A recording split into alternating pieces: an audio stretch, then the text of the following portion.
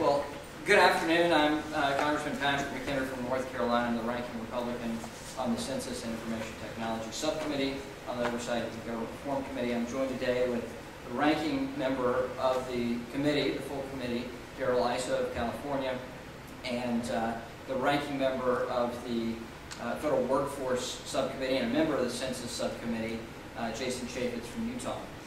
Today we are here to draw attention to we're 1 year out from the census. Census Day 2010 is 1 year away. It will be April 1st as mandated by federal law, and the culmination of the last 10 years of work by the Census Bureau will take place on that day. And on that day, we'll be asking Americans to respond to the mail that we've sent them, to follow up on the advertising that is preceded for months ahead. And if those that do not respond on Census Day, for those that do not respond on Census Day, we will then follow up with a visit and knock on their door. The Obama administration in the last few weeks has backtracked on moving control of the Census Bureau from the White House, from the Census Bureau to the White House. But the question is, does the White House still intend to exert political influence over the 2010 census?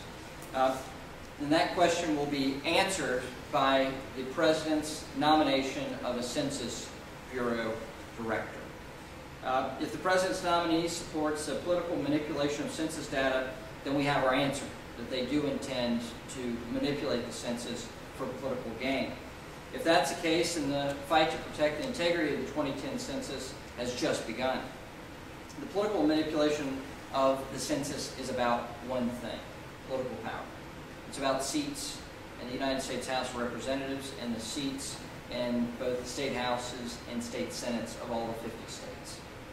And the partisan adjustment of the census does not resolve the issue of an undercount of individuals in this country.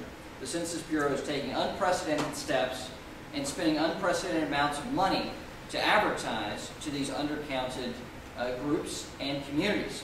The partisan adjustment of the census does, however, violate federal law and permanently destroy the credibility of our country's statistical system. The Constitution is clear: it's a count, not an a-count. To manipulate the census data, the White House will have to force its own Commerce Secretary to contradict his sworn testimony from confirmation hearings. Locke ruled out the statistical sampling used to manipulate the census and said no statistical modeling would be used, end quote. It would also force civil servants to act against their wishes and their own sworn testimony before our subcommittee.